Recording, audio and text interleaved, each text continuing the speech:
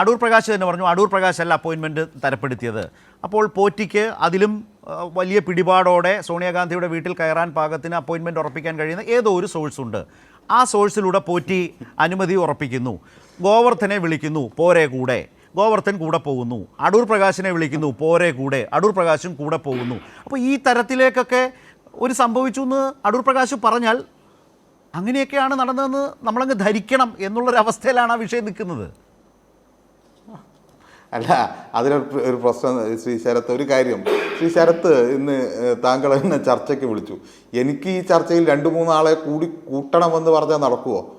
നടക്കില്ല. ഇത് അങ്ങനെ ഒരു കാര്യമല്ലേ. അതുപോലെ തന്നെ എനിക്ക് താല്പര്യമുണ്ട് എന്നെ സഹായിക്കാൻ, അപ്പുറത്തും ഇപ്പുറത്തൊക്കെ 2 ആളെ ഇരുത്തണമെന്നൊക്കെ താല്പര്യമുണ്ട്. എനിക്ക് നോട്ട് എഴുതി തരാനൊക്കെ അതൊക്കെ പറ്റുമോ? ഇതിപ്പോൾ ഓരോന്നിനും ഓരോന്നിൻ്റെതായ രീതിയില്ലേ. ഇപ്പോൾ പോറ്റി അവിടെ എത്തി, കൂടെ ഗോവർദ്ധനും എത്തി, അതോടൊപ്പം അന്നത്തെ ദേവസ്വം ബോർഡ് പ്രസിഡൻ്റായിരുന്ന അന്തരിച്ചു പോയ ശ്രീ പ്രയാർ ഗോപാലകൃഷ്ണനുണ്ട്.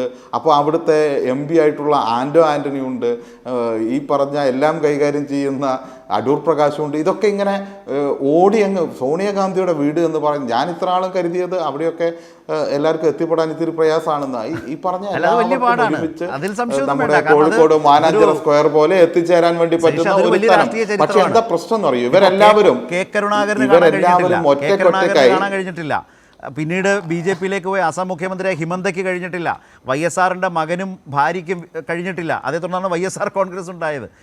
മുമ്പ് പറഞ്ഞ പോലെ അരുണാചൽ പ്രദേശിലാണെന്ന് തോന്നുന്നു നിയമസഭാ കക്ഷി അപ്പാടെ BJP-യിലേക്ക് പോയൊരു പ്രശ്നം ഉണ്ടാകുന്നത് ഈ അപ്പോയിൻമെൻറ്റ് നിഷേധത്തെ തുടർന്ന്. അതൊരു രാഷ്ട്രീയ ചരിത്രമാണ് രാജ്യം. അവിടെയാണ് ഈ പറഞ്ഞ ഗോവർദ്ധൻ എന്ന പ്രതിയും അതുപോലെ തന്നെ പോറ്റി എന്ന കൊടുങ്കള്ളനും ഒക്കെ ആ വീട്ടിലേക്ക് കയറിപ്പോയത് കോൺഗ്രസ് നേതാക്കൾക്കൊപ്പം. ഇതാണ് ഇപ്പോൾ കേരളം ഇതോടൊപ്പം തന്നെ കാണുന്നതും ചർച്ച ചെയ്യുന്നതും. അല്ല, ആ വീടിൻ്റെ ഒരു പ്രത്യേകത എന്ന് പറയുന്നത് യഥാർത്ഥത്തിൽ കോൺഗ്രസിനെ വളർത്തിയതിലും തളർത്തിയതിലുമെല്ലാം വലിയ പങ്ക് വഹിക്കുന്ന ഒരു വീടാണല്ലോ അത്. ഞാൻ പറഞ്ഞത് ഇപ്പോൾ കോഴിക്കോട് മാനാഞ്ചിറ സ്ക്വയർ പോലെ ഇങ്ങനെ ഒരു വശത്ത് ഇങ്ങനെ ഗോവർദ്ധനൻ രാവിലെ നടക്കാൻ വേണ്ടി വന്നു, അപ്പുറത്ത് വശത്തോടുകൂടി പോറ്റി നടക്കാൻ വേണ്ടി വന്നു. പോറ്റി രാവിലെ നടക്കാൻ വേണ്ടി പോകുമ്പോൾ അടൂർ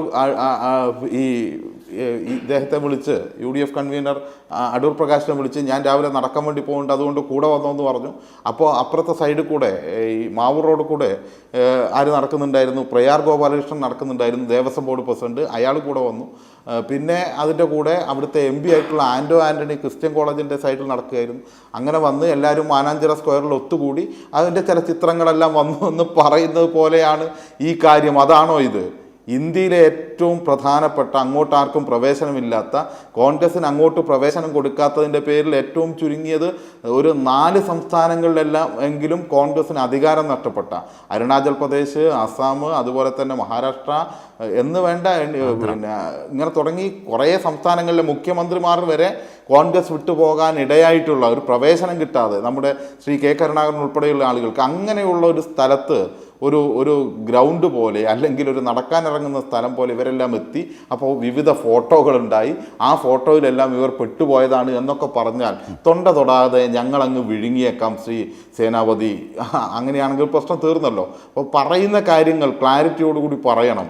ഞാൻ നല്ല അഭിമാനത്തോടു കൂടി തന്നെയാണ് പറയുന്നത്. കാരണം ഇന്നല്ല എപ്പോഴും തന്നെ നമ്മൾ ഏത് കാര്യത്തിനായാലും മുഖ്യമന്ത്രിയുടെ ഒരു പത്രസമ്മേളനം ഉണ്ട് എന്ന് പറയുമ്പോൾ അതിലെ ഓരോ വാക്കുകൾക്കും വാചകങ്ങൾക്കുമുള്ള ഒരു ക്ലാരിറ്റി ഉണ്ടല്ലോ. ആ ക്ലാരിറ്റിക്ക് അപ്പുറത്തേക്ക് കേരളത്തിലെ ഒരു UDF നേതാവിനോ അല്ലെങ്കിൽ മറ്റൊരാൾക്കോ അതിനപ്പുറത്തേക്കൊന്നും പറയാൻ വേണ്ടി കഴിയില്ല. കാരണം അത് വ്യക്തതയാണ്.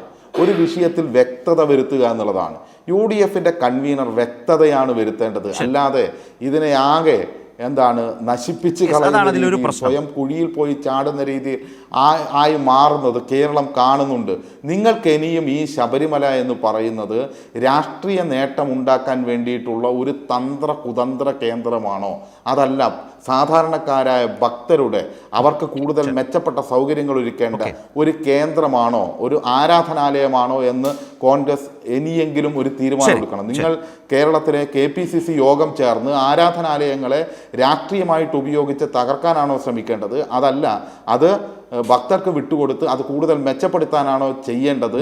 ഇത്തരം നെറുകെട്ട രാഷ്ട്രീയ പ്രവർത്തനം ഈ വിഷയങ്ങൾ വെച്ച് അവസാനിപ്പിക്കണം എന്ന തീരുമാനം അന്തസ്സുണ്ടെങ്കിൽ രാഷ്ട്രീയ പാർട്ടി എന്നുള്ള നിലയ്ക്ക് കോൺഗ്രസ് എടുക്കണം. അതിന് പകരം നിങ്ങൾ പാർലമെൻറ്റിൻ്റെ മുന്നിലൂടെ പോയിട്ട് പോറ്റിയെ കയറ്റിയോ എന്നുള്ള പാട്ട് പാടിയാൽ പോരാ.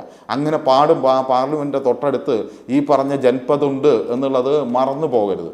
അത് മറക്കുന്നതുകൊണ്ടുള്ള പ്രശ്നമായത്.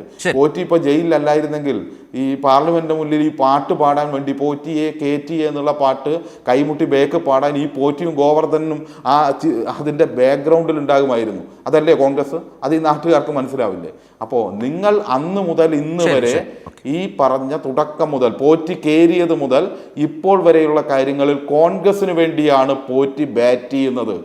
അതുകൊണ്ട് പോറ്റി പറയുന്ന ആളുകളെല്ലാം പ്രതി എന്നല്ല, പോറ്റിയിൽ നിന്ന് കൂടുതൽ കാര്യങ്ങൾ പുറത്തു വരും അന്വേഷണത്തിലൂടെ. ഇപ്പൊ പോറ്റി ബേറ്റ് ചെയ്തുകൊണ്ടിരിക്കുകയാണ് കോൺഗ്രസിന് വേണ്ടി. അതാണ് ഇപ്പൊ കേരളത്തിൽ കാണുന്നത്.